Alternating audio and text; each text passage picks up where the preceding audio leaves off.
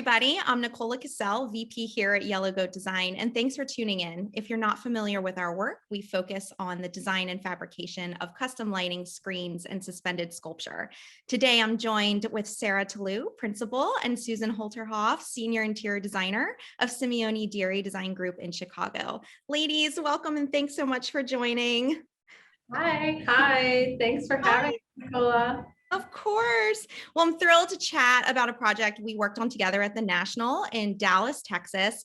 And for our viewers, this property is a mixed-use skyscraper that houses the Thompson Hotel, the National Luxury Condos, office and retail space, as well as several restaurants. Simeone Deary was hired to design the Monarch and Kessaku restaurants on the 49th and 50th floors, which are operated by the What If Syndicate Group and two-star Michelin chef Danny Grant, and the owner is Todd Interest. So Sarah, can you give us some background on these two restaurants? I'd love to learn more. I understand that both restaurants are connected. Do they have the same design concept and menu? Yeah, the two restaurants are connected via a stair, but the guest is really not supposed to know that they're connected. They're two separate spaces. When Todd Interest and What If Syndicate came to us, they wanted a modern Italian restaurant that was meat-centric because it's Dallas. Okay. And What If Syndicate it was important to them that this was a space that really catered to the guest. And they kept saying the royal treatment. So we really stuck with that. And we created this concept about this couple that were like the best hosts ever, right? So the man is this Italian man who moved here for his wife. He's an architect and he's a really good cook. And the wife is from Dallas and she's got an MBA in business and she's really fashionable and they fell in love and they're the host. Okay. So the floor plan and the space was kind of based off of the really great Italian home. So it's got like an entry foyer, the living room is the bar, then you go through the dining spaces, you've got an open kitchen with really great millwork. There's a study that's the private dining space, and then our really great conservatory for after dinner drinks. Oh, fabulous. That's Monarch. Yeah. And okay, then great. Kessaku, What If Syndicate really wanted this to feel just like the speakeasy in the sky. I wanted it kind of a little bit warmer, a little bit darker, just kind of moody. Okay. So we didn't really have more of a true concept for that. It was really just playing off of kind of their vision that they had. Other really great thing about Kessaku is that there's a promenade that goes all the way around that floor. It's the top floor of the building. Okay. So you have the best views of Dallas from this. Yeah. And that sort of leads us to the amazing flower chandeliers that suspend over the grand staircase. And Susan, I'd love to hear your perspective from the design side. What inspired you to create these amazing fixtures? So as we really got into the planning of the space, and as Sarah's mentioned, the grandeur of being in someone's home, and as we started to lay it out, the space kind of presented itself to us, and there's just this triple height space right in the center of this home, and we really wanted it to make it something special. So we played off the conservatory aspect, and with that comes floral and glistening moments, and we just wanted something to really wow the guest as they walk into that space. Yeah.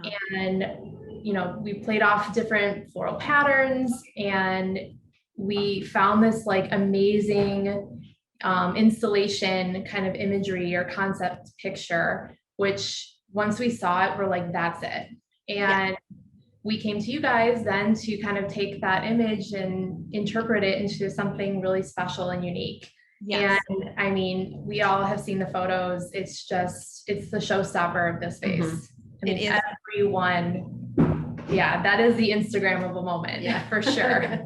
Each basket had a different color pattern too, to sort of tie into the different finishes. Can you share with everyone what they were? There was a kind of a teal color, a light lilac color, and then kind of a rose gold, like more metallic tone. We didn't want them to perfectly match all the other finishes that were surrounding them, but we wanted them to complement it. And we originally were driven by colors that you would naturally see maybe in nature, but maybe with like a little bit of a whimsy take on it. And then, really switching gears to the other restaurant, the floral design concept sort of played into the lit sculptural screens that we created for you at Kessaku. So back to Sarah, what role do the screens play in the space? And can you talk a little bit about where they're located? Yeah, the screens really played two roles. One, since we're up on the 50th floor and there's seating right up against the window. So we wanted a little bit of an organic barrier for those guests who are sitting right against the glass. Sometimes glass can feel cold. So it's something warm, with the lights. It's something interesting for those people up against the window. Second, for people who are out in other buildings looking into this building, we wanted something that would draw their attention to it, to say, what is that space over there? I want to go there. So it's immediately at the window, people can see it in. Finally, just switching gears to the restaurant industry amidst COVID and the impact that it has had this year. Sarah, have your clients provided feedback on how they're feeling moving into the latter half of the year and their thoughts? And are the restaurants open for dining? Well, it's a mixed bag. It depends on the location and the client. For Monarch and Kessaku, they happened to open just after Texas lifted the mask mandate. Yes. Just after they lifted the mask mandate. And so they opened business as usual and didn't make any changes. As we've been working on projects, we address this question. Most of them basically say we're not building church for Easter Sunday. Sure. They want to, I think they're hopeful, and they want to plan for how we designed it 18 months ago. And I think they do that. They do the last minute. Like if we have to bring in some screens or take some tables away, we'll do that as required. But I don't think they're ready to change the way we design quite yet. That's great to hear. And Susan, sort of piggybacking off of that, have there been specific design elements that clients have asked you for to provide that, safe indoor social distance experience for designers that might be watching and needing ideas or recommendations for product? I personally have not had that request. I think if there's an opportunity, it's going to be exploring new and creative ways of, screening elements. But we kind of already looked to those things anyways to divide space, but that's kind of constantly exploring the new way of doing that. And then, obviously specific to Chicago and maybe colder cities, like there's been such an influence on how like new and creative outdoor spaces and how we cover them and how we heat them during the winter. And I see more like development and more, creative innovations to come with that. Yeah, I think it's fascinating. And I know everyone is trying to just, it's on an individual restaurant basis. What do they need and how can they,